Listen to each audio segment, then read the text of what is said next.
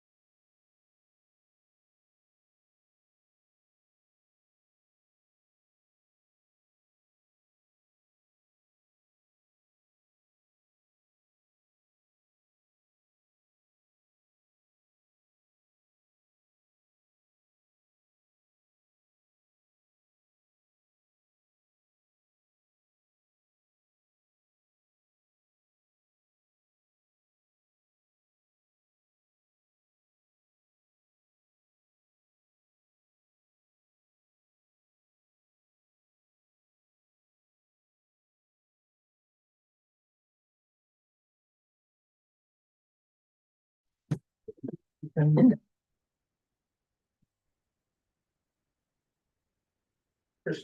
want to Christine? All right, we're going to start with a presentation, and Christine is going to introduce our guest speaker. Good morning. I'm pleased to introduce Noah Slogan from SLR to speak about the Climate Pollution Reduction Grant and one of the comprehensive climate action plans that covers our region. Our towns are actually split among 4 metropolitan statistical areas and therefore are covered by several different plans. Noah is going to present on behalf of the New Haven County Plan overseen by SCROG, which covers 12 of our communities. Thank you for joining us today, Noah. Okay, Noah. Hi, good morning, everyone. Thank you for having me. I'll also just note that Pamela Green, also from SLR working on this project, is also on the call, listening in. So thank you for having both of us. We can go on to the next slide. Is that how we're doing this? I'll just tell you to keep going. Okay, great. So for those of you, I'm going to assume kind of limited awareness of this project, and I apologize for those of you who are already very aware of it.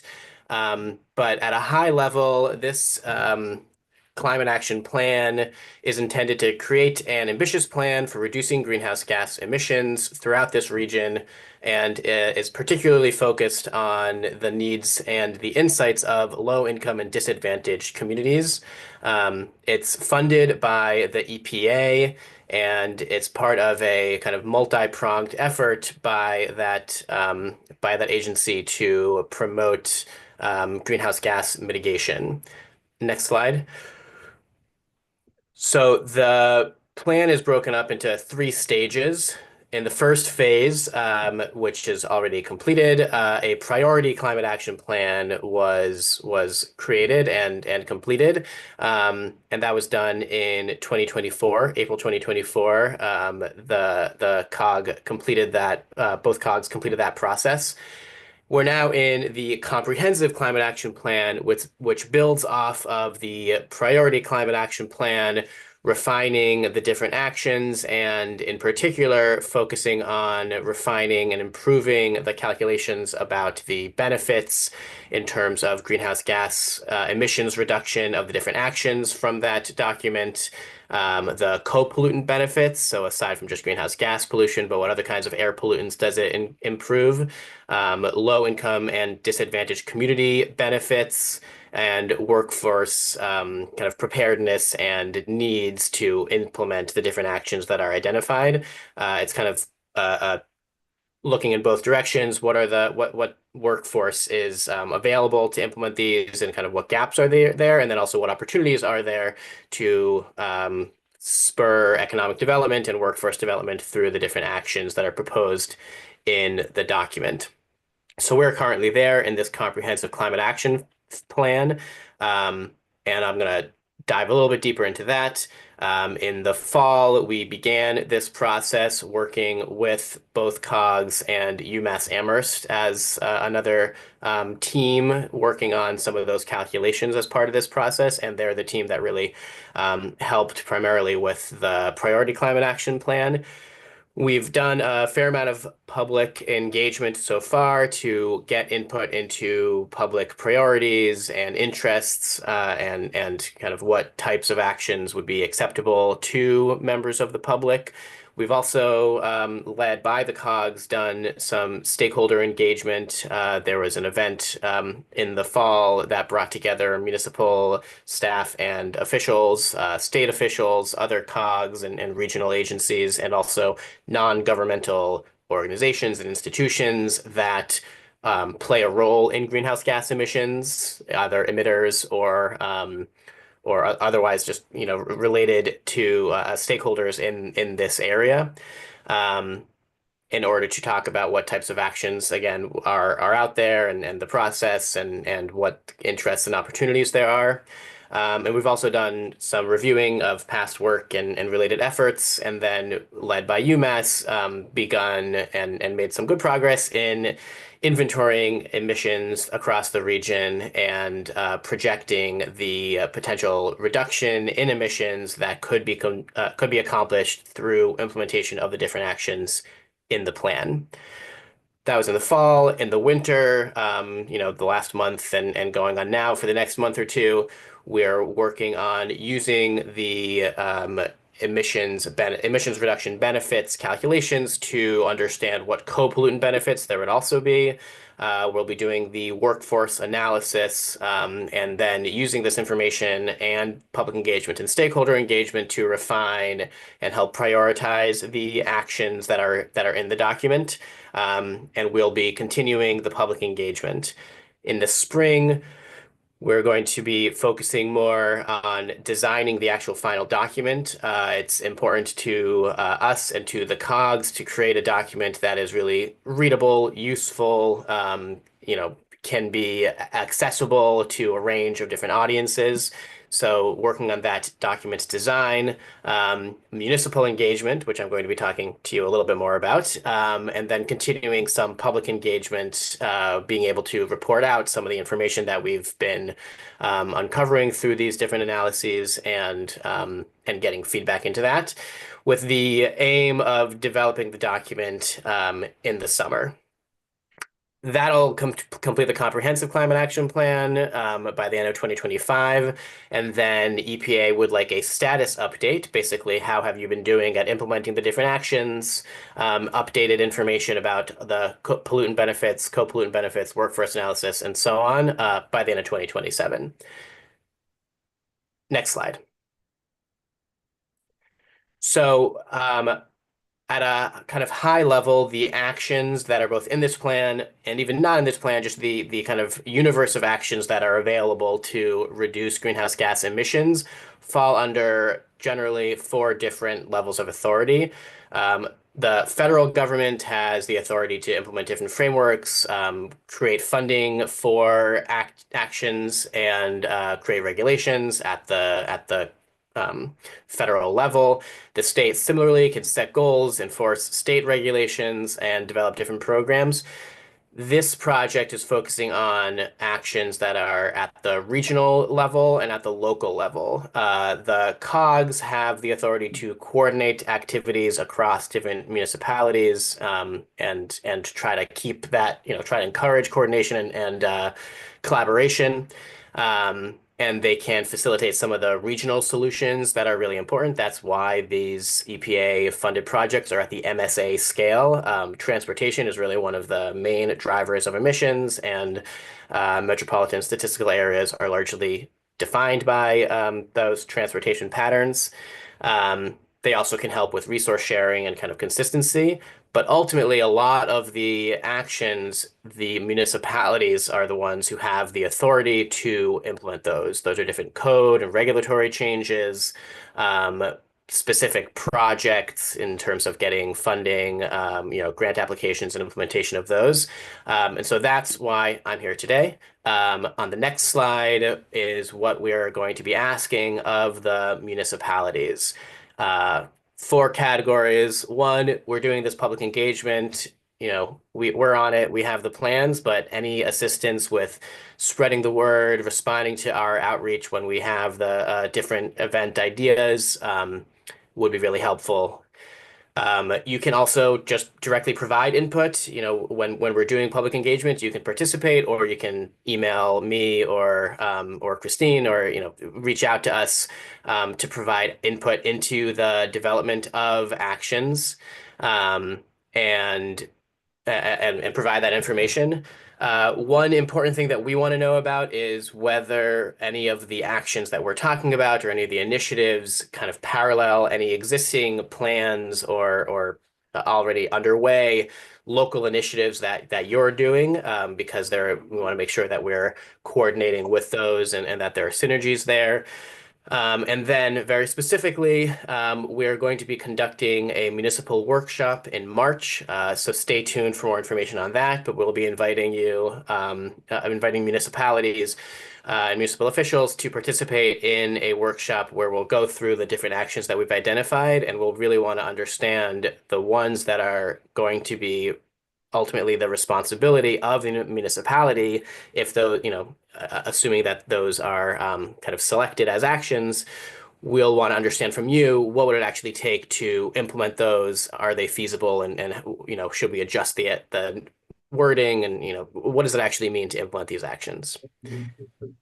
I think I have one more slide that just kind of summarizes everything. That's it. Yeah, thank you. So that's my quick presentation. I was told to keep it short. Hopefully I did. And I'm happy with whatever time we have to answer any questions. All right, any questions for Noah?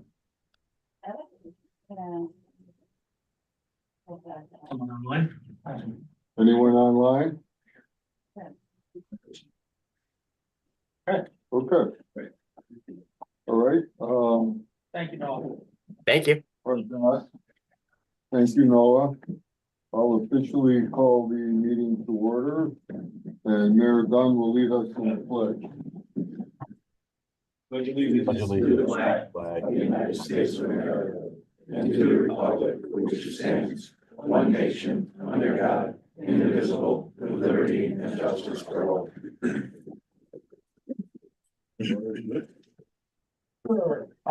From the city of Ansonia, Mayor Cassetti. Mayor Cassetti present. Good to see you again. Town of Beacon Falls, this first selectman Smith, with us? I don't believe so. From the town of Bethlehem, first selectman Sorty. Here. Thank you. From the city of Bristol, Mayor Caggiano. Here. Here, thank you. From the town of Cheshire, Andrew Martelli. Here. Here. Mayor DiMartino from Derby called me this morning, ill, and won't be on the call today. Town of Middlebury, first selectman St. John. Here. Here with us. Borough of Naugatuck, Mayor Hess. Sure. Is here. I don't know if we're expecting first selectman town today. from Oxford. Is Mayor Kildup here from Plymouth? Town of Prospect, Mayor Chatfield. Here. You, from the town of Seymour, I think we have on the line, first one from the bonus. Yes, she did. Yep.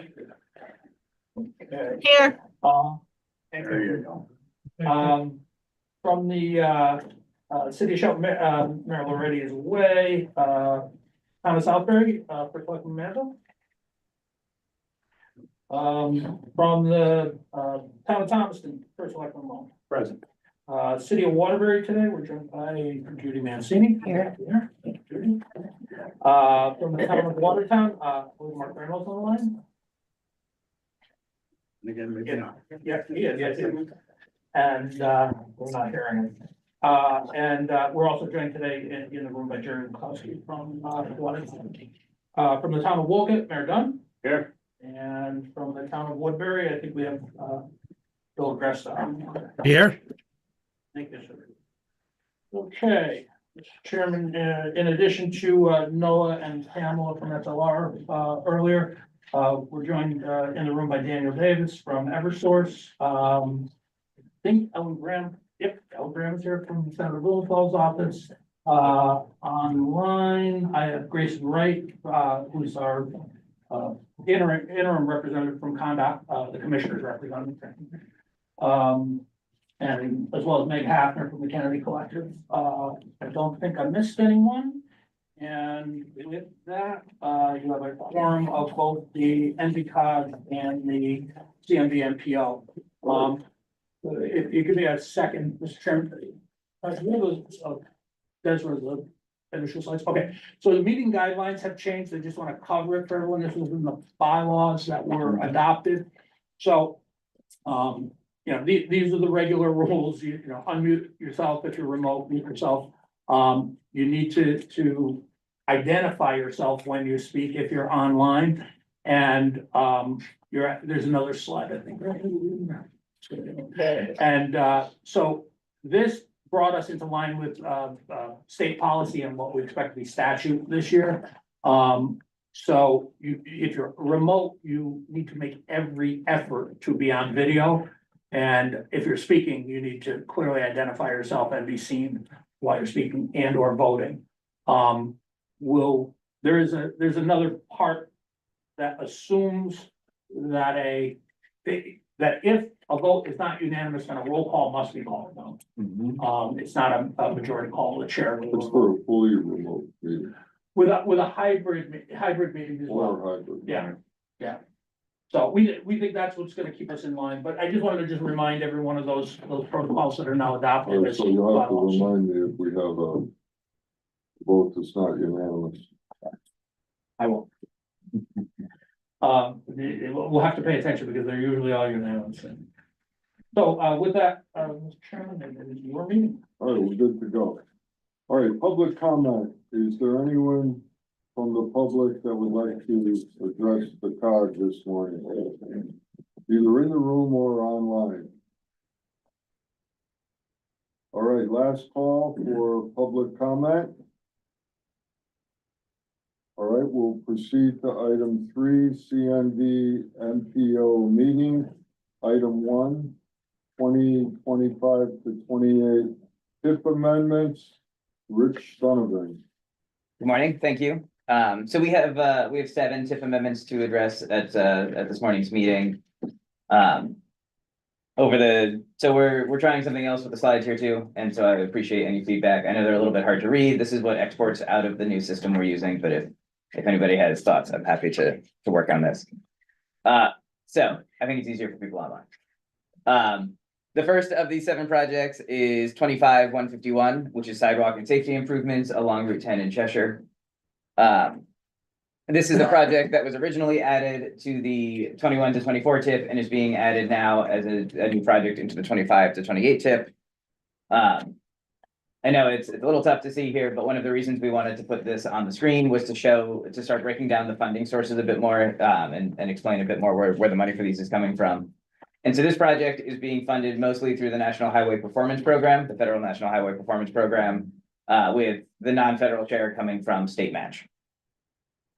The next project is 107-180. And so this is the extension of the Route 67 side path in Oxford. This project also was included in the 21 to 24 TIP and is now being added as a new project to the 25-28 TIP. This is using congressionally directed funds with a local match to extend the side path from Dutton Road, which is the current southern terminus, down to Quarry Walk. There's also, again, the map is a little small, but you can see the actual location for these. The next one after that is 130-194. So this is a new project being added to the TIP for the first time. This is using congressionally directed funds to construct pedestrian safety improvements along Main Street in Southbury. After this, we have 2 projects that are both being used to upgrade traffic signal detection systems. And so the first 170-3742. This is being these are signals throughout the New Haven urban area. In our region, that includes Cheshire. There are 2 locations along Route 70 in Cheshire.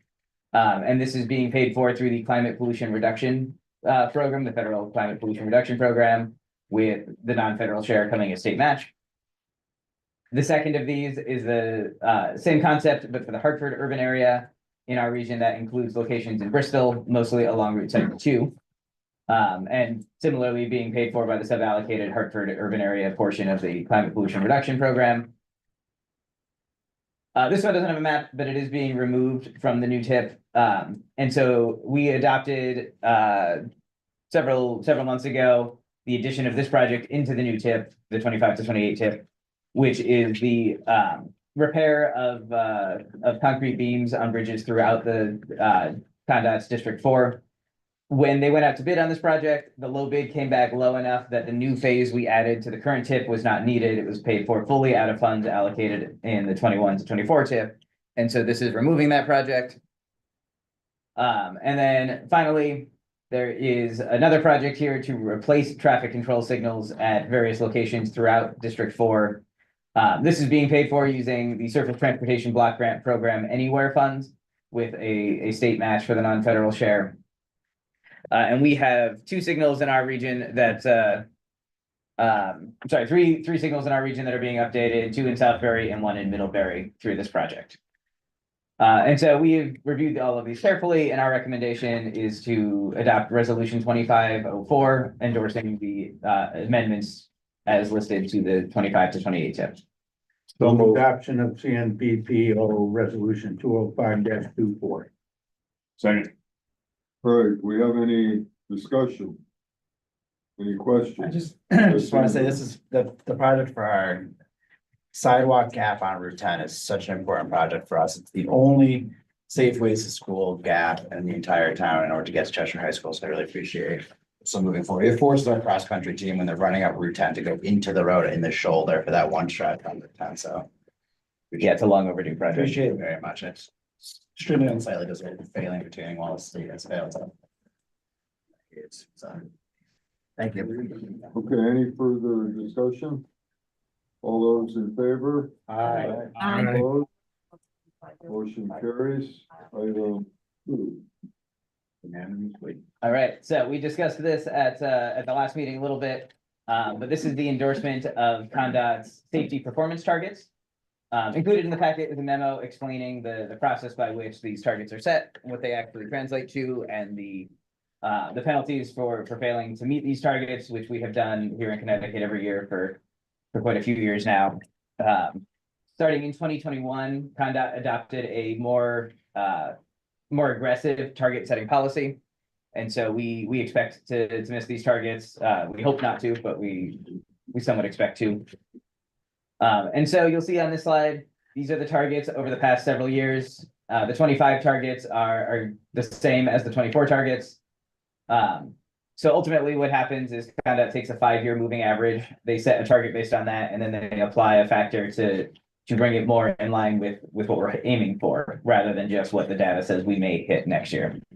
As we discussed at the last meeting, the penalty for missing these targets is that highway safety implementation dollars cannot be flexed into other programs. They must be spent on safety projects. Here in Connecticut, we've done that anyway. We overspend on projects identified as safety projects, other than just the funds that are specifically set to highway safety. And so that is not considered a penalty that CONDOT would like to avoid. And again, we are over investing in this area, and CONDOT has really positioned safety as an important piece of their overall mission. One thing I do want to mention though, so we as MPOs are both allowed to and recently have been encouraged to set our own targets, not just endorse the statewide target. We don't think that we as a region are ready to do that just yet. However, we did go through the process of using a similar methodology to set targets for our own region. And remember, for the CNVMPO, we're talking about the 15 towns, the 15-town region, not the 19-town region. So you'll see here the rightmost column on the slide is the numbers that we came up with going through the process as if we were to set our own. We wanted to do this exercise just to compare what our results would look like compared to what the state's results look like, as well as to ensure we had a methodology in place. We will be working with the Federal Highway Administration over the next year to try and advance setting our own safety performance targets for next year. However, for 2025, we are recommending the adoption of the statewide targets, which is that middle column highlighted in bold here. And so I'm happy to take any questions about why we went through that, what it would mean for us to set our own targets, or why we think that might be important. But ultimately, we're hoping that it gives us a little more influence over the way that some of the federal safety dollars may get spent in our region. Are we currently outperforming the state? Unfortunately, we are outperforming in the wrong direction. Right, underperforming. Yeah, we are underperforming in achieving the safety results that statewide are being. But even on the projection, if you look at the rate of fatalities for the region in the last column, at 1.3 per 100 million vehicle miles traveled versus the state's target of 0.85, we're significantly higher, over 60%. So it looks like. In terms of fatality. So we've got, we've got older roads, weirder geometry, more difficult safety issues, narrow widths. This is why we prioritize safety when we go in and do all these projects. I know people complain in towns, particularly with Watson, when we're proposing to change geometry, but these are the reasons. Yeah, and unfortunately, we as a region are among the lowest per capita VMT. And so that number is actually not quite that doesn't demonstrate quite how much worse we perform because we also do less VMT. And so Let's get more lots of money. that's the goal. That's what we would like to do, spend everybody else's. All right. Or ideally bring it to the state to bond more money every year. But so with all of that, we are recommending at this time, the adoption of CNVMPO Resolution 2505, which endorses the targets in the middle here, which are the statewide targets. Okay, Thomaston? Well, I was gonna have Tommy do it, but Okay. and I'll second. We'll see. I hear you, brother. I know. So just for the record, the motion was by Wolcott and second by Thomas. Okay, we'll go with that. Any discussion? All those in favor? Aye. Motion carries. Okay, administrative items, minutes for approval. Crystal approved the minutes for the last meeting, December 20th, 2024. And I will second, Thomason.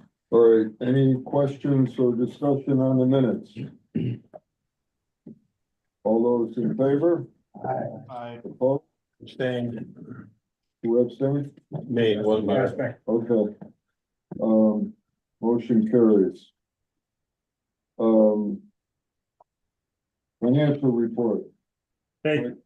So this is the financial report for the period ending November 30th, 24. It did go out in your agenda packets last week. So, we're 5 months through the year, we're 42%. We have 151 as our net position, but I do anticipate it to converge to zero as the year closes over the next 6 months. Our budget to actual for our G&A expenses is running at about 24%, so we're about 18% underneath the target, but I do anticipate we'll get closer towards the end of the year. Outside of that, everything's pretty much status quo. We haven't received any unexpected funding cuts. We did, however, we moved banks, and as a result, we have a better interest rate, so our interest revenue is about 500% on target and expected to be even more at the end of the year. I mean, outside of that, I don't really have anything significant or material to report. All right, questions for Michael? The adoption of the financial report is presented, Thomason. I'll second. No, I'll second it. Second from Middlebury, any discussion? Any questions? All those in favor? Aye. Motion carries. Thank you. Director's report, Rick. Thank you, Mr. Chairman. I'm gonna cover a few things today. One are the action of the executive board. So these down for the next item. The second is the legislative agenda items. So first are the actions in the executive committee of the budget.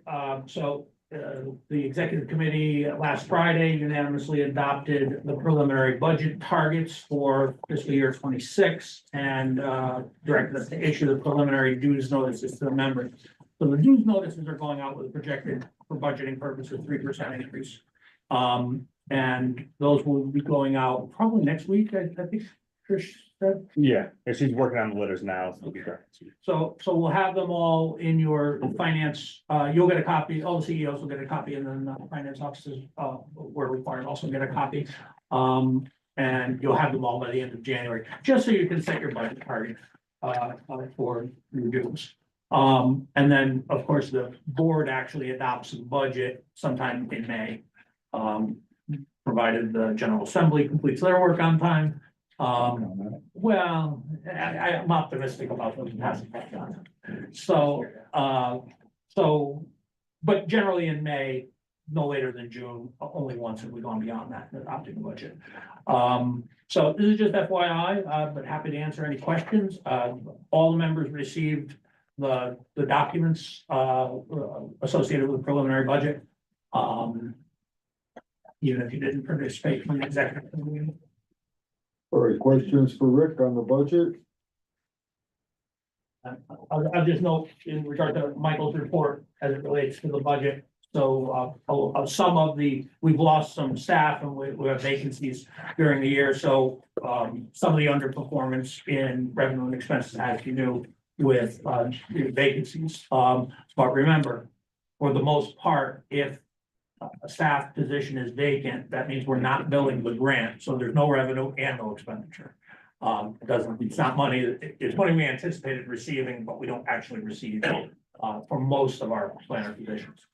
That said, we can go on to the next item, your permission, Mr. Chairman, the legislative agenda. Proceed. So the executive board also met, we talked about a range of items. I've handed out to you a list of priorities. The executive board is elected not to adopt a specific written agenda. We're going to track as we have in the past. So what I passed out to you today are the priorities that the executive board and staff have developed for the year. They're more general. A couple of them are important to point out, I think. So certainly on all environmental management issues, water, wastewater, stormwater, solid waste and recycling, we're looking for greater resources for the municipalities. Have had discussions with the OTG about trying to provide more capacity at the regional level for the towns on things where you already, there's already an opportunity to cooperate. And these are to be among those. So that's a priority. Regional affordable housing plans, this was our position last session. Rather than the towns having to do individual affordable housing plans, we would prefer to do regional market-based affordable housing plans, working with your town planners. So that's something we're going to continue to advocate for. The opportunity map methodology, this is very important to more urban communities. In short, this is the map that determines how to award points for tax credits for development. So it's the way it's set up now, it encourages suburbanization, if I could put it that way. And it does not provide funding in urban areas where we have TOD, we have transit. We want to align with all of the other goals of MRDA and of the governor's stated positions in growing the cities. So reorienting the map methodology to at least give equal footing to municipal urban developments would be preferable. Rec trails use, this is about making sure that this is important to our region because of the amount of rail lines and our need to be in their rights of way for trail projects. Right now, rails are not exempt. CONDOT has historically owed this, I guess on the theory that it would encourage more development of trails on rails that CONDOT owns. Interestingly, there is a bill, which I haven't had a chance to discuss with staff. I saw it last night on our bill tracking. So there's a bill that would permit pedestrian and vehicular crossing for trails and limit exemptions and deal with whatever it was, chapter 52, 5227, whatever the one we found. So it's actually for something in Newtown on the Housatonic Railroad, but I think it aligns with what we're talking about. So we're going to continue to try and work with the advocates for that to get the exemptions in place. Well, of course, we'll be talking to the department about what they will make sure the commissioner can be supportive. Removal of Kennytown Dam. This is obviously a large ongoing project. We'll be doing this hand in hand with DEEP for any state funding that's required, but we will be going for matching funds for the sanitary sewer component in Seymour, where we need to remove that. It's necessitated by the dam removal and has to happen before that. We have a significant amount of federal funds through congressionally directed authorizations from the delegation for this, and we're working with DEEP to put together state bonding. It won't go through the normal clean water program because it can't wait that long. And we're also going to be looking for other funding, working deep on the dam removal to close the dam. We, just FYI, we're filing $19 million in 2 applications with NOAA for the current round. we're hopeful that, we don't expect to get both of them. And we're hopeful that we're gonna get our $8 million application for the same program that's funding it right now. So that helps us significantly close the projected gap. Local bridge, we didn't talk about this in our meeting, this came from CPCOG, but I added it today, so we're advocating local bridge increase by 10 million to 30 million. Municipalities. Matching funds for federal grants, this is something we've been working on to try and make sure we can match federal funds with state funds. We talked specifically about LOTSIP, we did not write LOTSIP into this, because for our region, we've dedicated LOTSIP. But in the future, it would be good to be able to use that money for transportation projects to match federal funds. Microtransit services is something that's been really successful. VTD2Go, which is the microtransit program we run out of Valley Transit District, is it a $2 fee? What's the? 2 and change. Yeah, it's around $2. You call up, it's kind of like Uber. They pick you up, they drive you to the spot. It costs $2. They pick you up and take you home. The hours don't go beyond, they run to midnight, right? 11:30. 11:30. Yeah, it's very limited. They weren't allowed to overlap with any other services Right. as part of the pilot program.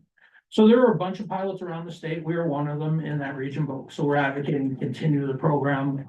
It's certainly a safety issue. It could eliminate a lot of impaired driving. And that's really one of the big goals here. As well as provide for people who move into TOD developments where individual motor vehicle.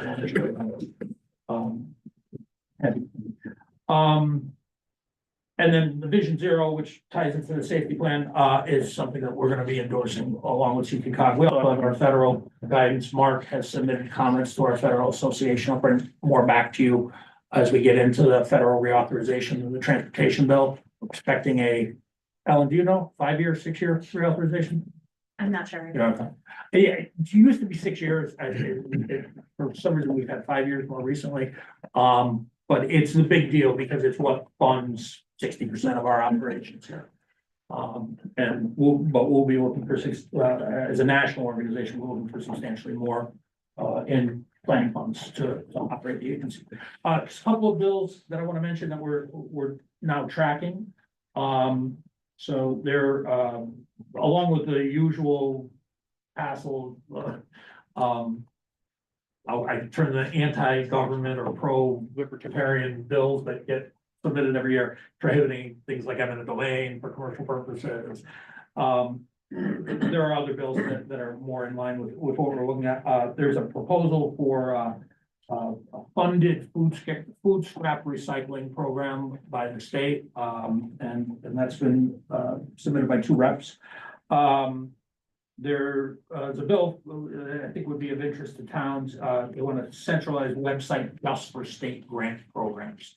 All the grants, all in one place with all the information that municipalities need. That would be great. Yeah, it's something we're gonna take a look at. And, a lot of these are plain language short bills right now, but you hope to see them. There's the railroad crossing bill that I mentioned that we want to piggyback on. There's a sort of placeholder artificial intelligence bill. Right now, it just says, we don't want Connecticut residents to be discriminated against in algorithmic selections by AI. But I expect we'll see more meat on the bone of that as we go on. We're going to keep an eye on that, particularly as it pertains to government and what we do and what we can do, and if we're prohibited from doing anything. There are a bunch of housing bills, as one would expect. There are a lot of energy bills. I'm not covering those here. There are a lot of other things that are not directly related to what we do. But housing bills are kind of interesting. So there's a number of bills that do the same thing. Basically, they would count what we refer to as naturally occurring affordable housing in the 10% on the 830G bill. There's a bill to do that? There are several that have been submitted. So there is also a bill that would automatically count any units built in a TOD against the 10% on 830G. Whether they're market rate or not? Correct. We're in favor of it. Well, I mean, all of these bills are gonna go somewhere, there'll be some sort of housing bill this year, I'm not sure, it doesn't seem likely that lots of these would pass. But I want to make you aware that there are quite a few bills that deal with this issue. And deal with the calculation and how, I think in particular qualifying the the naturally occurring affordable housing. It's hard to do.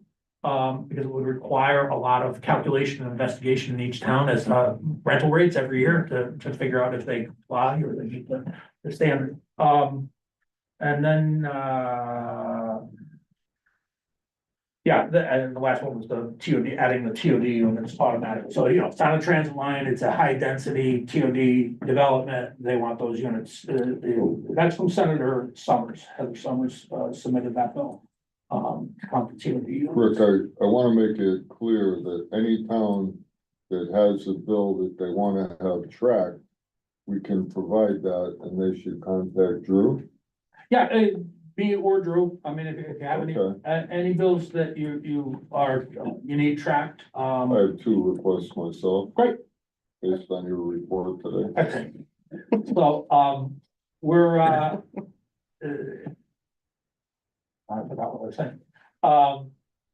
Never at a loss for words, right? I've never seen it. I don't think it's occurred. So, I just want to make you aware of these. Again, these are just proposals at this point. This will get tighter. There's still some time for new bills to be submitted. And we'll keep it tracked and keep it running and keep sending you information, probably weekly during the session. As we probably are all aware, Rick, and the legislature is focused on affordable housing this year, as well as special education funding. So I think They there have an will extra be a lot of 340 activity. million though. They have an extra 340 million, so. they Yeah, just- yeah, they and just found, so. interest, That's already gone, yeah. of course it is. Gotta go to special interest. So, we're gonna track these types of bills, like I said, if there are things you want us to track, but generally, we're not tracking education, we're not tracking, CCM costs, they do that for you, we don't wanna duplicate it. We wanna give you a shorter report that focuses on items that are very particular to our region or our issue. Now, did you say there were several bills about naturally occurring housing being included? So there's one bill that it doesn't use that phrasing. I use the phrase because it's something we use. It allows for non-deed restricted affordable housing to be counted. And there are 3 bills that mention that in some way, shape or form. So, and they're from both sides of the aisle. So That's I interesting. think there might be a shot for something. Rick, earlier, Mayor Chatfield had mentioned about the minibus issue and the grants to replace them and everything, and he had been to Hartford about it, and I'm not sure whether our folks are on that or not. We may have missed it. I know one thing, I'm not aware of it, but could you do a follow-up on that? I know you fired back at them about the letter that was sent out, Mayor just poo-pooing everything. We weren't gonna get anything, I guess, so. If you could do a follow-up on that, Rick, it'd be great. I can ask Rich do you have any additional status, Rich, since the last time? Their stance is they have awarded the federal funds and that's what they had to award For the year, for the cycle. which is how many years? 2. 2 years. So, I didn't see anybody up there. I recognized that you had an employee up there. Sat next door.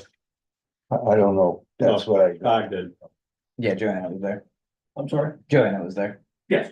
For the The information. only other person I recognize is somebody from ARP out, on the end of, So if East they Main Street. awarded the money, then I guess all the people that were told they weren't gonna. We were poo-pooed or not getting any money, I guess. Till the next cycle. So I think, I mean, I'm sure we'll live, but. I don't think there's a problem with the program. Which would require a wider solution. I think there are problems with how these applications were interpreted and rated individually by the state. And I think that's something we would we should ask for a meeting, Rich, and continue to pursue. I would appreciate Yeah, that. absolutely. You know, we never had any issues before, now all of a sudden it's a big issue. Yeah, well, I mean, one of the things that we encountered was, we recommended award on both, or both your terms. And we were projecting the useful life to expire in the next cycle. Which would make sense to get a new one on the way. Well, they took the position that they would not, that it still had useful life and they wouldn't replace the vehicles or fund a new vehicle until that benchmark had already been passed. We don't think that's the right interpretation or the right way to do it. Also, if I'm not mistaken, you're in two different they're in two different regions for this funding. But in the Waterbury region, there's money that went unawarded, Not enough for a vehicle. not enough for it. So, yeah, we'll call for Rich, and Joanna Rogowski, so woman, our planner you're referring to. Yes. Rich, what is considered useful life? Depends on the vehicle type, but it's 10 years, And Or mileage. or there's a mileage limit on it too. Yeah. Yeah, it's a standard federal definition for what is the useful life of each different vehicle type. yeah, we're talking about small minibus. Yeah, exactly, You know, I mean, 12, 15 passengers or something like that. exactly. Yeah, these are mostly the cutaways. The cutaways that we use for paratransit, we don't rate at 10 years, we rate it at a much shorter life because it runs out of mileage in 4 years usually. Mhm. The ones that you use in the towns tend to get lighter use. than Yeah, that. much less. All right, yeah, we'll definitely follow up on Yeah, that. I'll be in touch with you. All right. Good. I have nothing further to report, unless there are questions from the members. All right, any questions for Rick? Sure. All right, environmental planning, Brownfield update, Ricardo. Thank you, Mr. Chair. Quickly wanted to introduce our new Brownfield planner, Inez Ortiz. She's going to be helping us out with assessment and our left program, so feel free to reach out to any of us. Stand up. Hey, hi, that's Inez. Well, She took the Welcome position aboard. that was vacated when Stephen left us for deep. yes. Go pretty quickly. Yeah. Okay. So jumping into the report, attached in your agenda packet booklet, there's a complete memo of the status of all of our brownfield projects, but I just wanted to highlight a couple of things.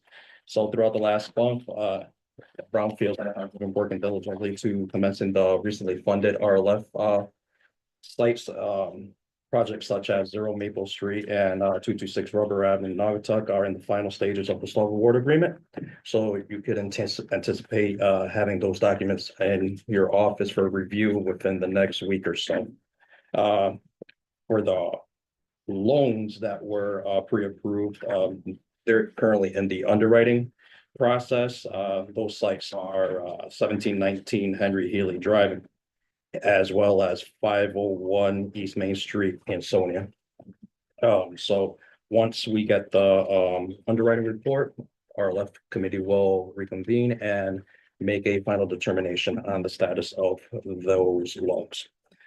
In our assessment projects, RFP is being drafted for 43 East Main Street. We're going to ask the municipality to quickly review, make sure everything's in order.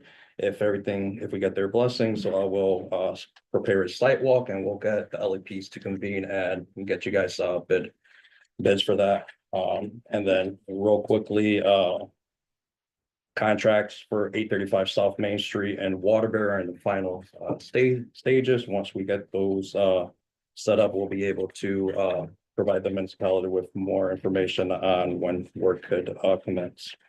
Next slide. Funding opportunities. So DCD's round 21 is open now. They opened it a couple days ago. As a quick highlight, assessment activities, there's a max of $200,000 request, and for remediation and limited site characterization, it's a max of $4 million. The deadline is Friday, March 7th at noon. Those projects awarded under this funding round will be announced in June or July 2025. Now, I quickly wanted to highlight the brownfield land bank, Connecticut Brownfield Land Bank. It's a very useful tool that NVCOG is able to use to help municipalities and nonprofits with those slightly more difficult remediation projects, whether there's some liability issues, relief issues that need to be taken care of, or there's a potential owner that wants to transfer the property over to the land bank. So if you guys have any of those projects that may need some assessment or remediation, just feel free to reach out to staff. We could work some type of plans and see which funding opportunities we could utilize and whether if it's best fit for your NVCOG or the land bank. That's All right, questions for Ricardo? All right. Christine, Regional Waste Authority. Right? Yes, thank you. Good morning. I wanted to provide a brief report out from our waste committee meetings. These take place on the Friday before NVCOG board meetings, and we invite anyone who hasn't been joining us to attend. Our next meeting is on Valentine's Day, and what do we love more than garbage? So we welcome you. But just as a quick update, as we all know, many of our towns have been struggling with rising tip fees and shrinking disposal capacity. We received a grant from Connecticut Deep to explore the formation of a regional waste authority and whether that could help with some of these issues by creating economies of scale or doing shared staff and shared programming. So we recently hired Tetra Tech as our consultant, tons of experience throughout the country. Tetra Tech also worked with CROG, our sister COG, on a recent similar project. So right now they're working on documenting existing conditions, and early next month, the CEOs and public works directors should expect to receive a survey with questions from them. There's no action needed today. I just wanted to let folks know if they hadn't been attending our waste committee meetings that this study is now underway, but I'm happy to take any questions. Okay, any questions for Christine? Very quiet today. All right. Okay, municipal affairs, Drew. Good morning. Thank you, Mr. Chairman. In your packet is a report from John Field that includes a lot of emergency management information. I'll say up front that John is taking a little bit of a leave here, so if you do need anything emergency management wise, you can reach out to me. And also Nicole Velarde from Region 2 is covering Region 5 in the interim. Just a couple things to highlight from John's report. The HSGP, or the Homeland Security Grant Program, each year, you're required to submit memorandums of agreement from each town in order for us as the COG to receive and implement the HSGP program for funds. So for those of you in Region 5, if you've not submitted them already, please get your MOA to the Region 5 fiduciary, which is actually the Northwest Hills Council of Governments and Sarah Better. In Region 2, you can submit to me or Nicole Velarde, and frankly, you can all get them to me if that's easier for you, and I'll get them where they have to go. On the cybersecurity grant program, there was some new news on this yesterday too. They're offering a free evaluation and assessment of your cybersecurity to either you as a municipality, to your school system, or anybody within your town that's eligible. Those are some like eligible nonprofits and things like that. So they'll come out and do a 90-minute kind of review of your cybersecurity measures. You'll need IT staff on site for that. Might be something that we want to take advantage of. Let me know if you need details on that. I'm happy to get you the information for how to get set up with that. Basically, that's pretty much all I have. One other thing that Rick asked that I share with you, starting next month, I will begin to report out to you on the Naugatuck Valley Economic Development District and the related activities and plans. We're gonna be taking over the SEDS, as many of you know. So we'll start to kind of shift our attention to getting that really to be a really good comprehensive report and document that we all work on together. So. All right, any questions for Drew? Just a comment if I may. Drew, just please take a look at the list of the towns and see if we've all responded. And if not, honestly, I don't recall whether I did in Thomason or not. And if so, notify us I as will. such and. I'll do that today. This way we'll all be on board and get it done. Yes, sir. Thank you. You're welcome. I would just note you were interested in that cybersecurity assessment. Is that like a planned attack on your system or just an overall evaluation? I think they're gonna find out your vulnerabilities, how vulnerable you are to an Well, attack. to do that, they have that plan on the attack, right? Exactly, they're gonna come in like, kind of like the same way that you would a threat assessment in a physical, in a building to say, hey, here's a weak point, this door needs to be locked. It's kind of similar to that, but in the virtual world. So consider us in for that request. Yes, sir. I'll send everybody, all the board members, the email that came out yesterday. Unfortunately, it only came from Region 2. So because John's out, I don't think anybody from Region 5 got it. So I'll forward it to all our CEOs and assistants. And if you need my help getting it set up beyond that, I'm happy to help. All right. Thank you. One thing I want to the chair to add is, Power Schools is a big program. I don't know how many of us have Power Schools, but I mean, most of us do. So Board of Education is the biggest backdoor to all of our cybersecurity. So I think we'll take advantage of it too. They have separate security in Bristol or? We're trying to do a blanket thing in Bristol, but they had their own security. We're taking it over, but different programs, so it makes it complicated. You got a different IT director? Right now they do. I'm trying to change that. Did we have a similar problem again? Exactly. For what it's worth on IT, this was something that in Drew's survey got some interest, for, regional IT, to develop a regional IT contract that towns could use. CROG has done it very successfully for a large number of their towns. And it's something that I raised to this board 4 years ago as something that we should be pursuing to provide everyone with the same capacity and consistency across all of our towns. So, I mean, that's still on the table. If that's something you want us to pursue, we can set up that program. We use Apex, which we changed vendors in the last year. We've had good experience 3 years ago. And we've had good experience. It's something that just makes sense and puts together all the technical requirements.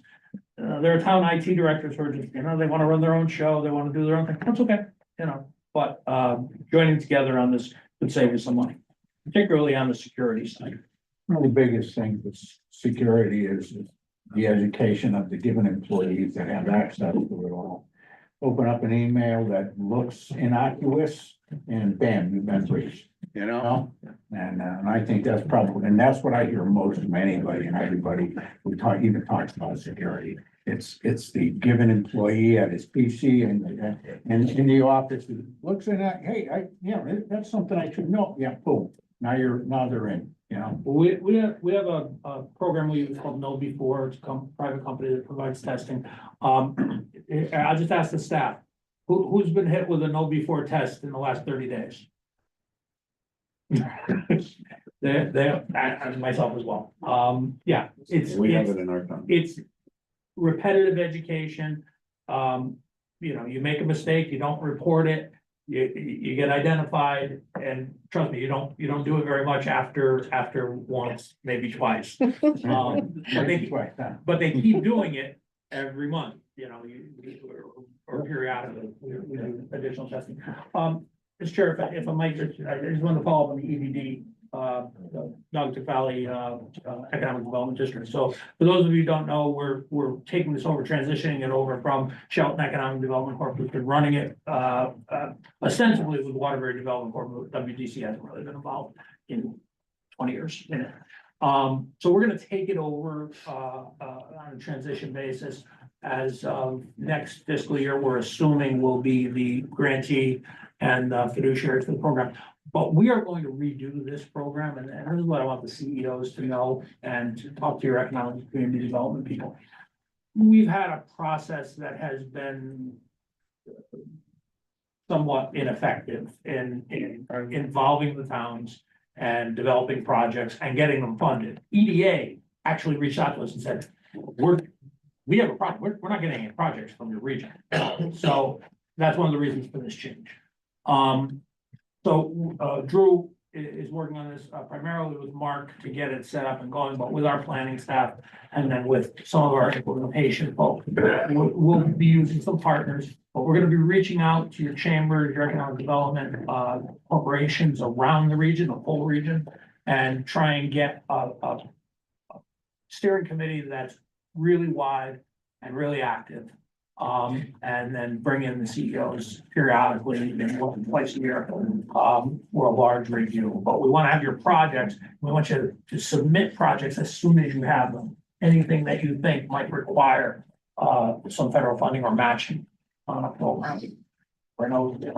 So we'll get there. You'll see more and more of this. We're going to be applying to the funding in the upcoming round. I'll just make a comment. We have an EDA project and definitely worthwhile. I think, I'm hopeful it's gonna help us in our new industrial park. And it's basically projects where you're gonna create jobs.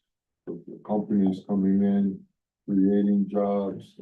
And then you should be thinking about EDA in addition to everything else that's out there. That's how I see it. Yep. And it's a good program and I'm glad you're gonna take over, Rick. Well, Drew? we will, NVCOG will run the program, which is consistent, most of the rest of the state, COG runs the. All the credit to Jimmy Ryan, who's now retired in Corp, and Leo, I think at the time, WDC. We were the first to get an approved economic development district in Connecticut, the first to get our certification eligibility. And we just did stay on top of it, we've all seen that. So we're good. All right, good. Anything else? Drew? No, sir. Good? Thank you. All right, transportation planning, Rich. Yeah, so thank you again. This one is just for information, but we have some exciting news that we'd like to share, which is that Waterbury line stations are at least 90% design, all 6 of them. And so we wanted to just show some of the images that the department used in their latest public meetings. Of course, you know, those of you who have a station in your town have been following us closely, and we've been in touch regularly about the design process. But for the rest of you, if you have not seen these yet, we wanted to share because surprisingly enough, the department has been incredibly responsive to our comments, to our feedback, to the feedback from towns. And we've ended up with some really impressive designs. We're very excited to see this moving forward.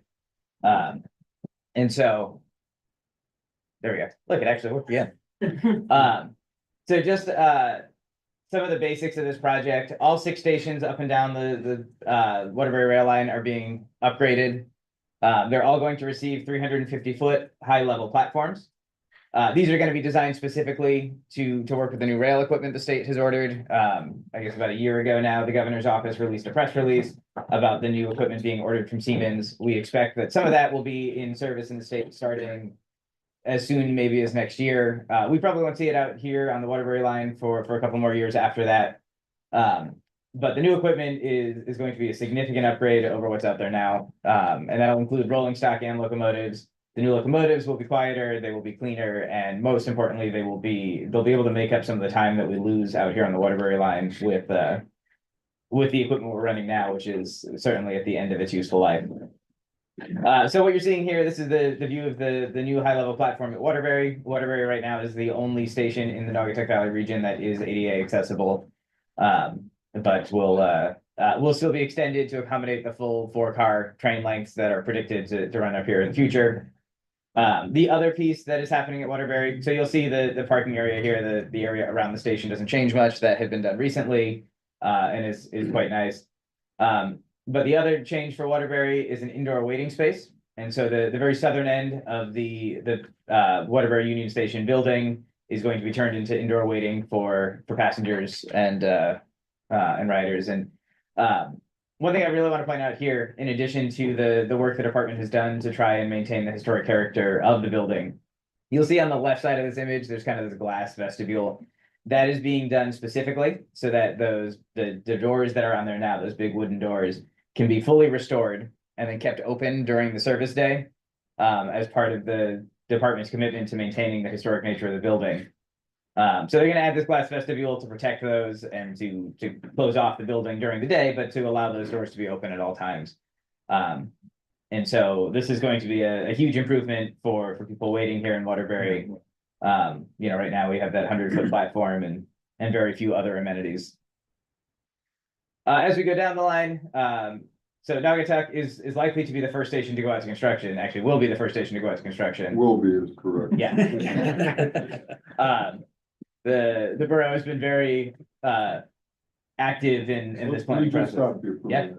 We've had a great experience with DOT. Project is designed out to bid. We had 13 large companies bidding. They had a meeting of the bidders. They're gonna award the bid within the next few weeks.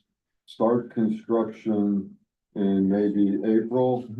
And working with DOT on this project has been fantastic. They're great, and if you need me to give you some thoughts, Rich, anytime. Do you know who's doing the design on these stations? It's a HDR. Okay. All right, so we had Yeah. Michael Baker, but everyone was fantastic. Yeah. No, it's something we don't say very often about the Office of Rails, but they have been very communicative. They have been forthcoming with information and accepting of, or very receptive to our comments and our thoughts. And so the Naugatuck station is the only one being relocated from its current location. So what you're seeing here, this is just south of Maple Street, adjacent to Parcel B in Naugatuck, and so there's a lot of site work that's going to happen here, as well as the new high level platform. And so, like the mayor said, this will start construction very soon, and will be a second high level platform here in the region in the very, very near future. So question, no, Rich. Excuse me, and as far as we're gonna continue to utilize the old rolling stock. How is that gonna match up with these high level platforms? Yeah, so the older rolling stock is designed for high level platforms that also happens to have the stairs down. Okay. Which, if anybody's ever tried to carry anything up those stairs, is a miserable process. I have done it with a bike several times and it's not fun. And so because the original or the current rolling stock does stop here in Waterbury at the high level platform, as well as in Bridgeport. And they just have plates that go down over the stairs for those stations. And so hopefully we won't have that equipment in place much longer, but for as long as we do, it will work with the high level platform. Okay. Yeah. Rich, are these projects which are funded? All of them. All of them. Yep. Yeah, so there's technically 3 separate projects. The Naugatuck station is independent. The Derby Shelton station is independent, and the rest are together. And it's a combination of state and federal funding, but a lot of state dollars going into these because of the importance of bringing them up to ADA compliance, as well as, to advance the governor's goals of transit-oriented development and improving public transit throughout the region. So what you're seeing here is Beacon Falls. Again, the same high-level platform, some new station work happening around it. One of the things that's worth pointing out, you can kind of tell in this picture most clearly. So these platforms are going to be, in addition to being longer and high level, they will include on them all of the modern amenities that go on MTA platforms. They will be fully surrounded by a windscreen. So you can see these white posts in the back here. These will be entirely encased to block wind and rain and really create a comfortable waiting area for people who are waiting for the train. The other thing, they will all be heated. So there's no snow removal, there's no salt. They will actually melt snow and ice themselves. They're all being built with the capacity for the future addition of solar on the canopies. So there's that potential. The electrical equipment will be designed to allow that in the future as well. And then they're all receiving, in addition to new and upgraded parking areas, they will be getting electric vehicle chargers pretty much up and down the line. As we go down to the Seymour station, one of the most frequent comments that we made, both from our staff and from town staff, was about rainwater and stormwater runoff. And so all of these are going to be designed to meet what is likely to be the new deep MS4 permit. They will have quite a bit of infiltration on site, as well as some of them will have retention on site They're using basically big cisterns under the parking area to hold and then infiltrate stormwater as the soil can accommodate it. This is again, I want to give a lot of credit to Tom on our environmental planning staff and Kevin on our transportation planning staff for their work, including these comments and reviewing these plans thoroughly for that aspect. And so the other piece, we've made comments about it being native plantings, and about having the landscape attribute to these being a place in your towns as much as they are a node on the transportation system. Here in Seymour, one of the things you'll see is there's some street upgrades happening around the station to better accommodate connection between transit riders and downtown Seymour. Here's the Ansonia station. So Ansonia and Beacon Falls both will be getting some track work to straighten out the curves on which these stations are currently located. A 350-foot platform is a really significant enhancement to over the platforms that are there now. But what it means is that it's possible when these are on curves that there might be a big gap between the platform and the rail cars. And so the department is going to do some work to straighten out the rail to better to reduce that gap, to make it a safer boarding process. And then lastly, we have the Derby Shelton Station. So this is funded half through a federal RAISE grant award and half through state funds. And so this project, unlike the rest, does include the installation of a new bus terminal as well, right? And so these two sawtooth bays you see here with the bus in them, those are going to be designed to accommodate that multimodal transfer from both CT Transit New Haven and the Greater Bridgeport Transit systems. It's a little hard to tell in this picture. Those are going to have overhead charging for some of the new battery electric buses that the department is rolling out. The other piece that's going to happen here in Derby is the funding through the RAISE grant is going to help to cover the restoration of the historic station building. And so in addition to the site work around it, the station building will be reopened to passengers. There's going to be both a passenger waiting area as well as a small vendor space. And then at the southern end of that building, there's going to be a new kind of break room for drivers on the two bus systems. So up and down the line, this is a really significant improvement. We are excited for the opportunity, both for what it means for the areas around these stations, supporting the communities that we hope to see, continue to grow around these, but also for future service, right? They give us the opportunity to run a lot of trains to reduce the total dwell time at each of these stations. Level boarding is significantly faster, but also right now we're opening one door at almost all of the stations along the line. This will allow for all of the doors on the train to open. So we see improvements coming from there, plus the new equipment, the investments the department has made into signalization and passing sidings. All of that combined, we're approaching 300 million in total investments into the Waterbury line, which is a huge change from where we were not that long ago when there was discussion about shutting it down entirely. And so, these investments are hopefully just the beginning of some of the transit improvements happening in and around the region, but they are a major step forward for us and for our communities. And we wanted to share because we're excited to see these approaching the end of design and some of them already going out to bid and into construction. Rich, I just want to mention for those of you who aren't familiar with the site, the 3 bays you see in the distance, that's actually the Valley Transit bus maintenance facility that we own. And was rebuilt 5-6 years ago now. So it intersects, but for those of you who are familiar with our triennial review with FTA, we have an outstanding matter of having a land lease or not having a land lease for the Valley Transit facility. So we own the federal building, federal asset. We're responsible for it, but we don't have a lease. It's expired for the underlying land. CONDOT is in the process with this project of subdividing the parcels and giving us a legitimate lease for that, which will finally clear that issue with the feds. It's taken a while, but thanks to this project, I think we've gotten it done. Just so Prospect and Cheshire don't feel left out here, I do have the original sign for the Prospect Railroad Station that was on the Cheshire Prospect line, which you can still see that. You can also see the trolley line that used to go through Prospect and Cheshire to Yale Bowl. So we were modern back in the 1800s. You're the original TLD. Yeah. All right, questions for Rich? Okay, item 10, roundtable. Anyone want to bring up any topic of interest? Last call. Hearing none, we'll proceed to Thomaston for item 11.